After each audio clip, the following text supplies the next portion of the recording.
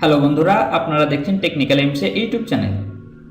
আমরা অনেক সময় বিভিন্ন রকম সরকারি প্রকল্পের টাকা পেয়ে থাকি আধার সিডিংয়ের মাধ্যমে।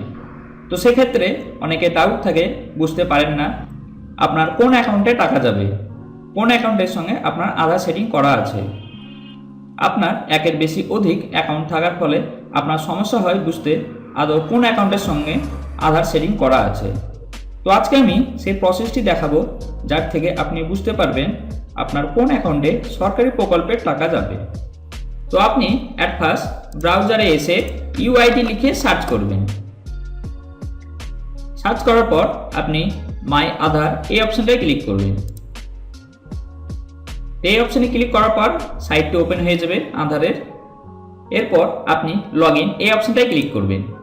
এরপর এখানে আপনার আধার নাম্বার দেবেন এবং এই ক্যাপচারটি দেখে দেখে এখানে দেবেন। দেওয়ার পর সেন্ড ওটিপি এই অপশনে ক্লিক করবেন। তো সেন্ড ওটিপি অপশনে ক্লিক করার সাথে সাথে আপনার আধার রেজিস্ট্রেশন মোবাইল নাম্বারে ওটিপি যাবে। আপনি সেই ওটিপিটি এখানে দেবেন।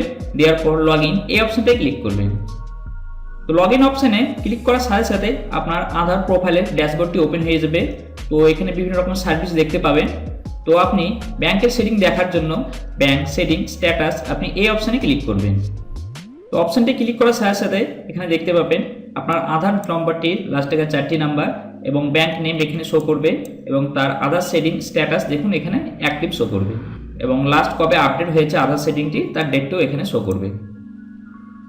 তো আপনি এইভাবে চেক করে দেখে নিতে পারবেন আপনার কোন অ্যাকাউন্টের সঙ্গে আধার সেটিং করা আছে, যার থেকে আপনি বুঝতে পারবেন কোন সরকারি প্রকল্পের টাকা আধার সেটিংয়ের মাধ্যমে কোন অ্যাকাউন্টে যাবে আপনার।